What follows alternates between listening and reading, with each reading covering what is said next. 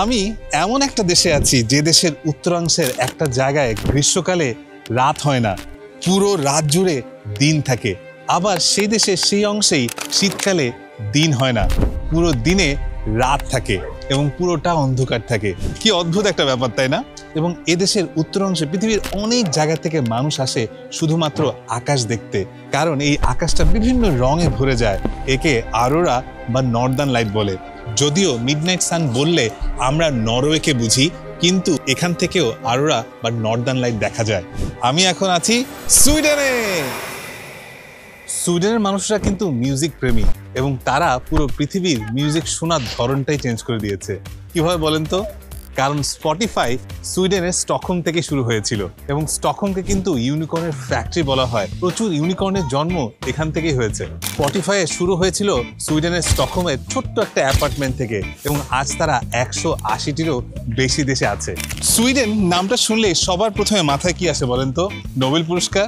হ্যাঁ, 1901 সালে Alfred Nobel এখান থেকেই প্রথম নোবেল পুরস্কারের প্রচলন শুরু করেন এবং আলফ্রেড নোবেল ছিলেন একজন সুইডিশ। নোবেল সর্বপ্রথম 5টি সেক্টরে দেওয়া হতো: পদার্থ, রসায়ন, চিকিৎসা, সাহিত্য এবং শান্তি। পরবর্তীতে অর্থনীতিও যোগ করা হয় এবং যিনি নোবেল পান তার মেডেল এবং সার্টিফিকেটের পাশাপাশি তার প্রাইজ মানি জানেন? প্রায় $1.1 মিলিয়ন, যা বাংলাদেশি টাকায় প্রায় 13 থেকে 14 কোটি সমপরিমাণ। একটা গবেষণায় দেখা যায় যে দেশের মানুষ সবচেয়ে বেশি চকলেট খায় সে দেশের মানুষ সবচেয়ে বেশি নোবেল পুরস্কারও পায়। ব্যাপারটা হাস্যকর হলেও কিন্তু সুইজারল্যান্ড থেকে কিন্তু সবচেয়ে বেশি নোবেল পায় এবং আমরা সবাই জানি সুইজারল্যান্ডের মানুষজনরা চকলেট প্রেমী। সুইডেন নামটা কোত্থেকে এসেছে জানেন? সুইভেরিস থেকে। সুইভেরিস শব্দের অর্থ হচ্ছে আমাদের কিংডম। সুইডেনের একটা ইন্টারেস্টিং জিনিস বলি, প্রতি শনিবার এরা ক্যান্ডি ডে পালন করে এবং এই ক্যান্ডিটা শিশুদের জন্য একটা আনন্দের দিন। কিন্তু এটা কোত্থেকে চালু হয়েছে জানেন? 1950 সালে ওরা দেখে ওদের শিশুদের দাঁত ক্ষয় হয়ে যাচ্ছে অতিরিক্ত ক্যান্ডি খাওয়ার জন্য। তখন থেকে ওরা পুরো সপ্তাহের মধ্যে মাত্র একটা দিনকে ক্যান্ডি ডে পালন করে, যাতে সবাই মিলে ওই একটা দিনই ক্যান্ডি খায়। সুইডেনের খুব একটা ইন্টারেস্টিং কালচার হচ্ছে ফিকা। ফিকা শব্দের অর্থ হচ্ছে কাজের মাঝখানে একটা ছোট্ট ব্রেক, কফি ব্রেক। কিন্তু এই ব্রেকটা আপনি কখনোই একা নিতে পারবেন না, আরেকজনের সাথে কফি খেতে হবে এবং কফির সাথে কুকিজ ছাড়াও আরো অন্য কিছু থাকতে পারে, বাট কফি মাস্ট এবং তার সাথে একজন কম্পেনিয়ন মাস্ট। এর কারণ কি জানেন? এই কফি ব্রেকের সাথে আপনার সাথে যাতে আপনার সহকর্মীর ভালো একটা সম্পর্ক গড়ে ওঠে। অনেক ক্ষেত্রে দেখা যায় অনেক অফিসে একজন সহকর্মীর সাথে আরেকজন সহকর্মীর ভালো সম্পর্ক থাকে না। এই ফিকা সংস্কৃতির মাধ্যমে এরা কাজের একটা চমৎকার কালচার তৈরি করে। ইন্টারন্যাশনাল ট্রিপ প্ল্যানিং করা কিন্তু বেশ চ্যালেঞ্জিং। ইন্টারন্যাশনাল হোটেল বুকিং দেওয়া, ইন্টারন্যাশনাল ফ্লাইট বুকিং দেওয়া, সবকিছু যদি একটা প্ল্যাটফর্ম থেকে বুকিং করা যেত তাহলে কিন্তু মন্দ হতো না। আমি এবারে ট্রিপ প্ল্যান করার সময় সবকিছু গোজায়নে পেয়ে গিয়েছিলাম। গোজায়নে আপনি বিভিন্ন রকমের ইন্টারন্যাশনাল ফ্লাইটের অপশনস তো পাবেন, পাশাপাশি ইন্টারন্যাশনাল বিভিন্ন হোটেলেরও বিভিন্ন অফারে পেয়ে যাবেন। আর যেহেতু দেশের বাইরের হোটেল বুকিং দিচ্ছেন, এক্ষেত্রে আপনি যদি কনফিউজ থাকেন বা কোনো কিছু জানার থাকে তাহলে ওদের 24/7 সার্ভিস সাপোর্ট পেয়ে যাবেন। আপনার ডেস্টিনেশন যদি ইউরোপ হয়, আমি আপনাকে একটা সেরা ডিলের কথা বলতে পারি। আপনাকে টার্কিশ এয়ারলাইন্সের কথা রিকমেন্ড করব এবং টার্কিশ এয়ারলাইন্সের যদি আপনি ডিল পেতে চান তাহলে গোজায়ন অ্যাপ দিয়ে সেই ডিলটা আপনি খুব সহজেই পেয়ে যাবেন। তাই লিমিটলেস ট্রাভেল প্ল্যান করার জন্য গোজায়ন ট্রাই করে দেখতে পারেন। আমি যদি বলি সুইডেনের বেশিরভাগ বাস গরুর গোবর দিয়ে চলে, আপনি বিশ্বাস করবেন? কাউ2 কার ফুয়েল নামে একটা উদ্যোগ আছে সুইডেনে, যেখানে গরুর গোবর থেকে যে বায়োগ্যাস হয় সেই বায়োগ্যাস দিয়ে এদের বাসগুলো এবং অনেক গাড়ি চলে। সুইডেনকে কিন্তু ইকো ফুয়েল নেশন বলা হয়। এদের দেশের বেশিরভাগ বাস চলে E85 ফুয়েল দিয়ে। E85 ফুয়েলে কি আছে জানেন? 85% হচ্ছে ইথানল আর হচ্ছে 15% মাত্র পেট্রোল। এবং সুইডেনে প্রায় 10 লাখের বেশি ইথানল চালিত গাড়ি আছে এবং সুইডেন পৃথিবীর সবচেয়ে কম কার্বন নিঃসরণকারী দেশগুলোর মধ্যে একটি। -2 ডিগ্রি চলছে। সুইডিশরা এত বেশি আইসক্রিম খেতে পছন্দ করে যে -20 ডিগ্রি সেলসিয়াস হলেও তারা আইসক্রিম খাওয়া ভুলে না এবং একজন সুইডিশ গড়ে প্রতি বছরে প্রায় 11 লিটার আইসক্রিম খায়।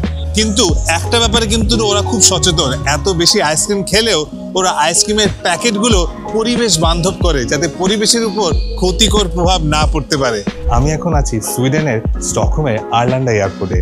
আরলান্ডা এয়ারপোর্টের একটা খুব ইন্টারেস্টিং জিনিস হচ্ছে এখানের কার্গো পরিবহনের জন্য ম্যাক্সিমাম সময় রোবট ব্যবহার করা হয়। পৃথিবীর খুব কম এয়ারপোর্টে এরকম রোবট ব্যবহার করা হয় এবং এই রোবটগুলোর সাথে অনেক মানুষ ছবি পর্যন্ত তুলে। আগে এই কাজগুলো মানুষ করত, এখন রোবট ব্যবহারের কারণে প্রায় 30 থেকে 50% এফিসিয়েন্সি বেড়ে গেছে। আমি এখন দাঁড়িয়ে আছি সুইডেনের খুব বিখ্যাত একটি জায়গার সামনে। জায়গাটি হচ্ছে স্টকহোমে এবং জায়গাটির নাম হচ্ছে ভাসা মিউজিয়াম। এবং এই জায়গাটি এতটা বিখ্যাত যে প্রতি বছর এই মিউজিয়ামটি দেখতে প্রায় 10 লক্ষর উপরে মানুষ এই জায়গাটিতে আসে। এবং এই জায়গাটি বিখ্যাত হওয়ার পিছনে কারণ হচ্ছে এই জায়গাটির ভিতরে 1700 শতাব্দীর একটি পুরো আস্ত জাহাজ এখানে তুলে আনা হয়েছে। ভাসা জাহাজটা 1628 শতাব্দীতে স্টকহোমের বন্দর থেকে যাত্রা শুরু করা হয়। বলা হতো ভাসা এই জাহাজটাকে এমনভাবে তৈরি করা হয়েছে যা কখনো ডুববে না এবং প্রচন্ড শক্তিশালী একটা জাহাজ। কিন্তু মজার ব্যাপার হচ্ছে এটি তার প্রথম যাত্রাতেই ডুবে যায় এবং মাত্র 1300 মিটার যাবার পরপরই ডুবে যায় এবং প্রায় 333 বছর পানির নিচে থাকে। Can you imagine?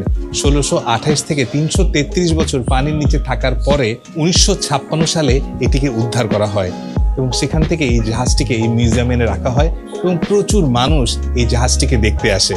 মজার ব্যাপার কি জানেন? 333 বছর পানির নিচে থাকার পরেও এই জাহাজের কাঠগুলো অক্ষত অবস্থায় আছে প্রায় 95%। Can you imagine? কারণ এই কাঠগুলোতে এমন ধরনের কেমিক্যাল ব্যবহার করা হয়েছে যা অনেক বছর থাকার পরেও নষ্ট হয়নি। ইউরোপীয় ইউনিয়নের যারা নাগরিক তাদের জন্য কিন্তু সুইডেনে পড়াশোনা একদম ফ্রি। এই জিনিসটা যদি বাকি সবার জন্য করে দিত তাহলে কিন্তু মনে হয় বেশি ভালো হতো। আমি এখন যে বাড়িতে বসে আছি সেটি প্রায় 650 বছর আগে। Can you imagine? সুইডেন বা ইউরোপীয় ইউনিয়নের এরকম অনেক জায়গা আছে যেখানে তারা শিল্প সংস্কৃতি বা ঐতিহ্যগুলোকে খুব সুন্দর করে সংরক্ষণ করে। পৃথিবীর সবচেয়ে বড় আইস হোটেলটি কিন্তু সুইডেনে জুকাস জার্ভি নামে একটা গ্রাম আছে। সেই গ্রামে পৃথিবীর সবচেয়ে প্রথম এবং সবচেয়ে বড় আইস হোটেলটি তৈরি করা হয়। এবং সুইডেনের অন্যতম একটা বিশুদ্ধ নদী হচ্ছে টর্নে নদী এবং টর্নে নদীর সেই বিশুদ্ধ পানি দিয়ে পুরো হোটেলটা তৈরি করা হয়। কিন্তু মজার ব্যাপার কি জানেন? প্রতি বছর শীতকালে এই হোটেলটি তৈরি করা হয় আর বসন্তকালে ওই হোটেলটা গলে যায়। এই হোটেলের সবকিছু বরফ দিয়ে তৈরি এবং ভিতরে টেম্পারেচার থাকে -5 থেকে -8 ডিগ্রি সেলসিয়াস এবং এর বিছানা পর্যন্ত বরফ দিয়ে তৈরি হয়। যদিও বিছানার উপর একটা স্লিপিং ব্যাগ দিয়ে দিবে, ওই স্লিপিং ব্যাগের মধ্যে আপনি ঘুমাতে পারবেন। এত কষ্ট করে থাকার জন্য আপনাকে প্রায় 400 থেকে 700 ইউরো মানে বাংলাদেশি টাকায় প্রায় 60 থেকে 70 হাজার টাকা খরচ করতে হবে প্রতিদিন। একটা মজার ব্যাপার কি জানেন? যেদিন নোবেল পুরস্কার দেওয়া হয় সেদিন সুইডেনে অবস্থিত সকল স্কুলের সকল বাচ্চাদেরও ছোট ছোট নোবেল পুরস্কার দেওয়া হয় দামি হিসাবে, যাতে ওরা এনকারেজড হয় ভালো কিছু করার। আজকের মতো সুইডেন থেকে এখানে আমি বিদায় জানাচ্ছি। দেখা হবে পরবর্তী কোনো ভিডিওতে, পরবর্তী কোনো দেশের অজানা সব তথ্য নিয়ে। ভিডিওটি ভালো লাগলে সবার সাথে শেয়ার করে দিতে পারেন, এতে আমি অনুপ্রেরণা পাবো।